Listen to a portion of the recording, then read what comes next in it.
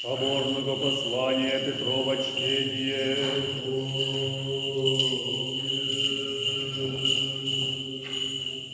Братья, почтитеся известно ваше звание и избрание творите, сия потворяйте и не моте согрешите никогда же. Сице богообильно преподастся вам вход в вечное царство Господа нашего и Спаса Иисуса Христа. Сего ради не обленюся воспоминать и присно вам оси, аще и ведите утверждение есть в настоящей истине. Праведно бо мною донеле же есть всем телеси, восставляйте вас воспоминанием. Веди, яко скоро есть отложение телесе моего, яко же и Господь нас, Иисус Христос, сказал мне: «Почтюся же и всегда имейте вас по моем исходе, еже о сих память творите, неухищренным богатством последовавши, сказав вам силу и пришествие Господа нашего Иисуса Христа». Но самовидцы, бывшие величествию огнало, приему от Бога Отца честь и славу, гласу пришедшую к Нему такову, от велелепные славы.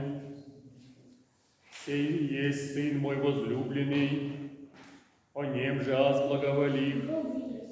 И сей глас мы слышах он с небесе сшедш, с ним сущий на горе святей, и имя мы неизвестнейшее пророчество слову, ему же внимающий, яко же светилу, сиящую в темном месте, добре творите, донде же здесь озарит, и десница воссияет в сердцах ваших.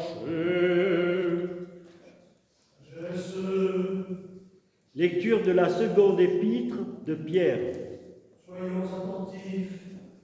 Frères, appliquez-vous à affermir votre vocation et votre élection.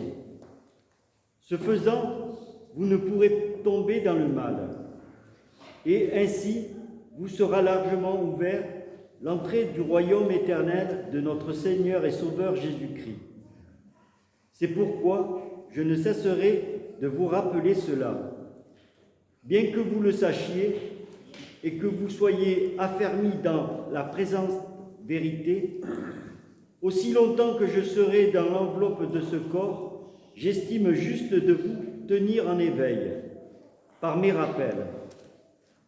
Je sais que j'aurai bientôt à quitter cette enveloppe, ainsi que de la faites comprendre notre Seigneur Jésus-Christ. Mais je veux faire en sorte qu'après mon départ, vous puissiez vous en souvenir en toute occasion. Car ce n'est pas d'auprès quel souvenir car ce n'est pas auprès de quelque ingénieuse fiction que nous avons fait connaître l'avènement de notre Seigneur Jésus-Christ et de sa puissance. Mais pour en savoir, vu la majesté de nos propres yeux, en effet, il a reçu de notre Dieu le Père honneur et gloire lorsque le sein de la divine splendeur se fit entendre en une voix qui disait à son sujet: « Celui-ci est mon Fils bien-aimé, en qui j'ai mis toute mon affection. » Cette voix, nous l'avons entendue venir du ciel lorsque nous étions sur la montagne sainte avec lui. Dès lors, la parole des prophètes est d'autant plus de crédit auprès de nous. Et vous verrez bien de lui prêter attention. Elle est comme une lampe qui brille en un lieu obscur jusqu'à ce que vienne à poindre le jour et que l'astre du matin se lève dans vos cœurs.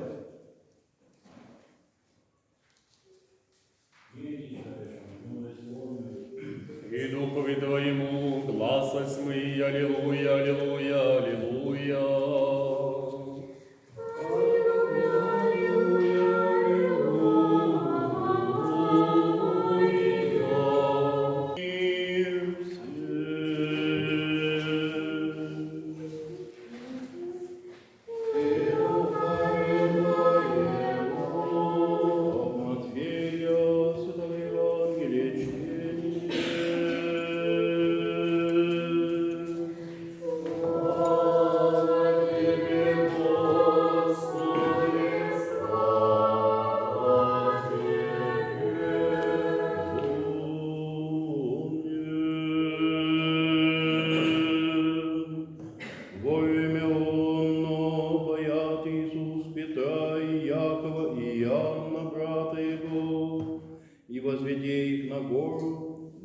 Бог единый, преобразися пред ними, просветися лице Его, яко солнце, ризы же Его выше белы, яко свет.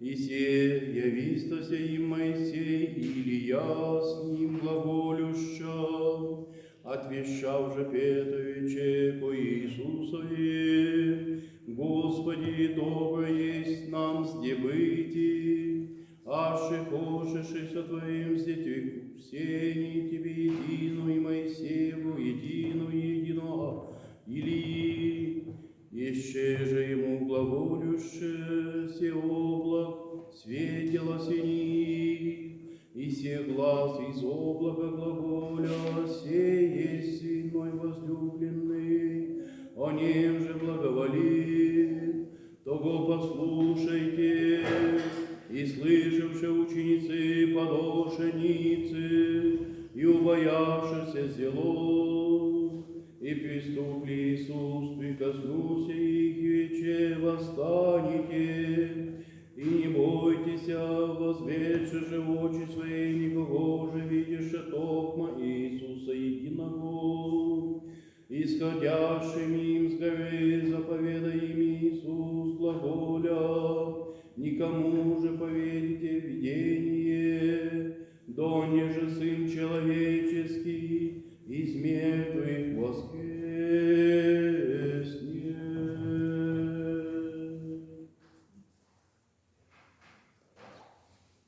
Sont-là, Jésus prit avec lui Pierre, Jacques et Jean. Il alla sur la montagne pour prier. Et tandis qu'il pria, l'aspect de son visage se changea et ses vêtements devinrent éblouissants de blancheur. Et voici que deux hommes s'entretenaient avec lui. C'était Moïse et Élie qui, apparaissant dans la gloire, parlaient de son départ qu'il devait accomplir à Jérusalem. Pierre et ses compagnons étaient accablés de sommeil, mais demeurant éveillés, ils virent sa gloire et des hommes qui se tenaient près de lui. Au moment de leur séparation d'avec lui, Pierre dit à Jésus, Maître, il est heureux que qui nous soyons ici. Dressons trois tentes, une pour toi, une pour Moïse, une pour Élie. Il ne savait que ce qu'il disait. Comme il parlait ainsi, une nuée vint les couvrir de son ombre, et les disciples furent saisis de frayeur en les voyant pénétrer dans le nuée. Puis de la nuée sortit une voix qui disait, celui-ci est mon fils bien-aimé, écoutez-le. Quand la voix se fit attendre, Jésus se trouva seul. Les disciples gardèrent le silence de ce qu'il avait vu.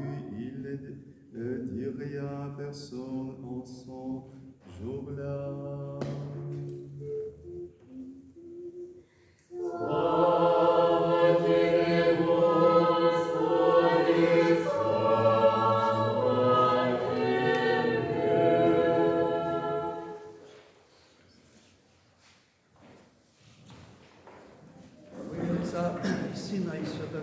Au nom du Père, du Fils et du Saint-Esprit. Amen. Aujourd'hui, exceptionnellement, nous n'avons pas entendu une épître de Saint Paul apôtre, mais une épître de Saint Pierre. C'est rare que nous entendions, nous lisions les épîtres de Saint Pierre. Pourquoi ? Parce qu'il y a une corrélation entre cette épître de Saint Pierre et l'évangile du jour et la fête du jour, puisque c'est l'épître où il est question de la transfiguration. Que nous dit Saint Pierre dans cette épître ? Saint Pierre, d'abord, il dit à ses disciples, tout ce que je vous dis pour vous conforter, pour vous rappeler sans cesse, toujours vous rappeler les mêmes choses, parce que l'homme est faible, pour que vous ne cédiez pas et que vous teniez bon. Parce que moi, je vais partir, je vais mourir, le Seigneur m'a donné de voir comment je mourrai. Le Seigneur a donné à Pierre, qui était un culte, pécheur, qui a fait l'étude de voir beaucoup de choses, de tout connaître et de tout voir. parce qu'il a donné à Pierre d'accéder au royaume des cieux, de son vivant, par la connaissance. Et donc, Pierre encourage tous ses disciples en leur disant, en leur renouvelant les recommandations de vigilance. Et Pierre lui dit, tout ce que je vous raconte, ce n'est pas des inventions, ce n'est pas fondé sur des théories, ce n'est pas théorique, ce n'est pas des fables, ce ne sont pas des mythes. C'est un témoignage parce que j'ai vu. Et ça, c'est très important. Pierre dit, j'ai entendu et j'ai vu. C'est-à-dire que ça passe par les sens. Et j'ai entendu quand, lors du baptême du Christ, la voix s'est fait entendre, celui-ci, mon fils bien-aimé, la voix du Père s'est fait entendre sur le Fils, et j'ai vu sur le mont Tabor ce qui s'est passé. J'ai vu, c'est un témoignage vécu. Et c'est pour ça que ça met l'accent sur l'importance du corps, qui n'est pas à négliger. Ça met l'accent, ça aussi précise, une petite parenthèse précise la hiérarchie des sens. Saint Bernard de Clairvaux nous l'a rappelé, il a rétabli un certain ordre et rétabli des changements dans l'architecture à cause de la hiérarchie des sens. D'abord on entend, ensuite on voit, et ensuite tous les autres sens. C'est d'abord par l'ouïe que l'on perçoit la manifestation de la divinité, ensuite par la vue. Les deux en même temps souvent, mais le premier, c'est l'ouïe d'abord. On entend le verbe.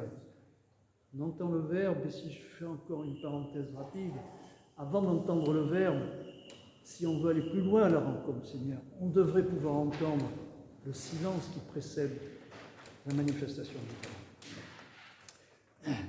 Et qu'est-ce que Pierre a expérimenté sur le mont Tabor? Eh bien, vous avez entendu l'Évangile, c'est la manifestation de la divinité du Christ, la manifestation du Christ dans sa divinité, dans la lumière, on dit la lumière de la résurrection. Alors il y a un parallèle bien sûr entre la transfiguration et la résurrection. On ne peut pas ne pas établir de parallèle, et c'est lors de la transfiguration, le Christ se manifeste dans toute sa divinité tel qu'il se manifestera après sa résurrection, dans son état ressuscité. Et il n'y a pas d'avant ni d'après pour le Christ. Avant que le monde fût, je suis. Et c'est la première fois dans l'histoire du Christ, avant sa crucifixion, que le Christ se manifeste dans sa divinité. Et c'est pour cela que cette fête prend une importance particulière pour tous les chrétiens, mais en particulier pour les moines, pour tout le monachisme. Parce que, quel est le but du moine? Pourquoi s'engage-t-il? Pourquoi quitte-t-il tout? Pourquoi abandonne-t-il toutes les notions matérielles auxquelles l'homme est attaché pour se confier, pour se consacrer entièrement à ce seul travail de la prière, pour essayer d'atteindre de son vivant cet état-là, pour essayer d'atteindre le royaume des cieux de son vivant, sans attendre la mort. Voilà le but de la quête monastique. Voilà le but de la quête monastique. Et ce but n'est pas un fantasme. Et ce but, on peut l'atteindre. Et ce but est atteint. Dieu merci, est atteint. Sinon, nous n'aurions pas de saints starci dans nos monastères qui ont vu la lumière et qui ont accompli le chemin. Bien, cette fête est très importante. Parfois, elle prend une importance dans certains monastères presque aussi importante que Pâques à cause de ça. Parce que c'est la manifestation du Christ dans toute sa divinité. Avant la crucifixion et avant la résurrection. Alors, d'une certaine façon, cet événement de la manifestation de la puissance du Christ, Mozart, la puissance du Christ à ses disciples, c'est une manifestation à quelques-uns qui sont préparés à ça, d'une certaine façon. Juste un petit nombre. Est-ce que tout le monde, tous les fidèles, auraient été en mesure et auraient eu la force de voir ça et de tout ça? Peut-être pas. Et vous remarquerez qu'après sa résurrection, le Christ ne se manifeste pas de la même manière, pas avec cette puissance de lumière dont témoigne le récit de son apparition sur le mont Tabor. Donc après la résurrection, la manifestation du Christ est peut-être au travers, elle se laisse comprendre sa divinité se laisse comprendre au travers de tous ses miracles, au travers de toute son action, au travers de tout son enseignement bien sûr, mais au travers de toute son action, et au travers du récit de sa résurrection, mais que personne n'a vu, dont personne n'a eu à souffrir, mais que tout le monde peut comprendre, le plus grand nombre peut comprendre. Alors il y a un parallèle entre le Tabor et la résurrection, c'est la lumière. C'est la lumière. La lumière sur le Tabor, c'est la lumière de la résurrection. Et quelque chose nous parle de cette lumière de la résurrection dans, vous vous souvenez, le saint linceul de Turin, que nous avons eu l'occasion d'aller vénérer, ce linceul de Turin, dont qui a été irradié, l'image a été fixée, irradiée par une lumière dont beaucoup ne cherchent pas ou ne veulent pas chercher à savoir d'où elle vient, mais dont certains savent d'où elle vient, cette lumière-là. C'est la lumière de la résurrection irradiée et permis d'irradier cette image qui est devenue le témoignage, un témoignage pour notre époque incroyante, scientifique, rationaliste, pour notre époque incroyante, le témoignage de la résurrection et de la lumière de la résurrection. Et c'est cette même lumière que nous voyons au Tabor. Certains disent que le Christ est le maître de la lumière, le maître de la lumière qu'il maîtrise. La lumière, c'est le monde. Il ne peut pas y avoir de monde sans lumière. La lumière, c'est le monde, toute la création est lumière. Et si nous ne la voyons pas en tant que telle, si nous ne la voyons pas couramment comme telle, c'est que nos yeux se sont affaiblis, nous avons mis des lunettes noires devant nos yeux, et notre regard, c'est notre regard qui s'est atténué. Si nous ne parvenons pas à voir cette lumière qui est dans tout le monde, dans toute la création. Je voudrais vous citer ce que certains exégètes, peut-être faudrait-il fermer la porte, s'il vous plaît, parce que, voilà. Certains pères font la remarque, font un parallèle entre une fête juive qui explique certaines choses et la fête de la transfiguration. On voit que le Christ a appelé ses disciples sur le mont Sinaï, sur le mont Tabor, 6 jours.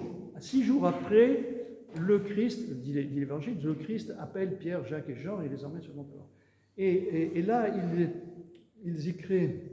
Il va y avoir 3 tentes, une pour Moïse, une pour Élie, une pour le Christ qui est demandé. Et vous souvenez-vous, à la fin de la pérégrination du peuple d'Israël au travers du désert, au pied du mont Sinaï, voilà encore une montagne, le mont Sinaï. Le mont Sinaï s'était couvert d'une nuée pendant 6 jours. Et c'est au bout de ces 6 jours que Moïse a été appelé en haut et qu'il a vu cette lumière. Et il y a un parallèle entre ces 2 événements. Et il y a un parallèle certains établissent un parallèle entre la fête de Sukkot, qui est une fête juive, et cette fête de la transfiguration. Alors ce n'est pas, attention, je fais une parenthèse, tout de suite je précise, c'est là parce que on a trouvé, on peut établir certaines correspondances historiques, etc., qu'il n'y a pas de valeur spirituelle. Non, bien sûr, c'est l'esprit qui est le plus important. Il peut ne pas y avoir d'explication scientifique ni d'explication spirituelle, mais c'est l'esprit qui domine. Et cette fête-là, c'est la fête de Sukkot, c'est la fête des cabanes. Les Juifs construisent pour cette fête de Sukkot, qui est à la fin de l'année agricole. Cette fête de Sukkot, chez les Juifs, c'est la fin de l'année agricole, et on construit des cabanes partout, et c'est une fête joyeuse où on rend grâce pour tous les produits de la terre. Ce qui vous explique que lors de la transfiguration, on bénit les fruits de la terre. C'est la fête qui conclut l'année agricole. Et on rend grâce au Seigneur pour tous les dons et l'abondance. Et on construit aussi lors de cette fête des petites cabanes qui rappellent les tentes dans le désert, qui rappellent les cabanes des champs, etc. Surtout les tentes dans le désert pendant la pérégrination du peuple juif. Et que demandent les apôtres en voyant Moïse et Élie au Christ? Oh Seigneur, construisons-leur des tentes. Une cabane. Les apôtres demandent au Christ de pouvoir construire des cabanes pour Moïse et Élie. Et pour le Christ. Et là, pour le Christ, on ne construit pas de cabane. On peut construire une cabane pour les prophètes, on peut construire des tentes, mais pour le Christ, on ne construit pas de tente, parce que le Christ lui-même est sa propre tente. Le Christ lui-même est le sanctuaire. Il n'a pas besoin d'un sanctuaire pour y être placé, il est le sanctuaire. Il est sa propre tente. Il est le temple. Il est le temple. C'est le Christ. C'est pour ça qu'on ne peut pas construire de temple pour le Christ, parce qu'il est le temple. Et ça nous rappelle encore ce que nous disions, ça insiste une fois de plus sur l'importance du corps. Tout ceci n'est pas de l'imagination, tout ceci n'est pas des fantasmes. Pierre en a témoigné, il l'a vu, il l'a entendu. Il a vécu tout ça par son corps. Ce n'est pas une histoire qu'on lui a racontée qui est dans sa mémoire, mais il l'a vécu, il l'a senti. C'est dire l'importance du corps pour le salut de chacun et pour le salut du monde. Le corps est éminemment respectable, parce que ce corps qui nous a été prêté, nous devons le respecter, car il a une destination, il a une fin. Si on nous l'a prêté, c'est pour quelque chose, pour en faire quelque chose. À nous de le respecter, à nous de le soigner, à nous de ne pas le casser, pour qu'il serve à ce à quoi il doit servir. Et là, en l'occurrence, le Christ montre qu'il sert notamment, premièrement, à travers cet événement, à travers le Christ, à la manifestation de la divinité. Voilà à quoi sert l'incarnation du Christ et son humanité, à la manifestation de la divinité. Laquelle divinité ne pourrait se manifester sans le corps, sans la création dans laquelle elle se manifeste, la création qui est ce vase, la création au centre de laquelle il y a l'homme créé, qui est comme un vase d'élection, un vase qui va permettre de recevoir cette manifestation, de recevoir la divinité. Et cette divinité ne pourrait pas se manifester s'il n'y a pas ce support qui la reflète et qui la manifeste. Et ça, c'est pour nous, pour que nous sachions respecter notre corps, respecter le corps d'autrui, respecter l'autre, dans toute la divinité dont il est capable. Chacun est capable de cette même divinité. Et chacun est pour cela éminemment respectable. Comme le Christ a toujours, dans toute sa vie et son enseignement, l'a montré, il a éminemment toujours respecté les hommes, chaque homme, chacun d'eux. Respectons-nous les uns les autres et que la brillante lumière du Tabor, du monde transfiguré, vous illumine, nous illumine tout le reste de notre vie. Amen.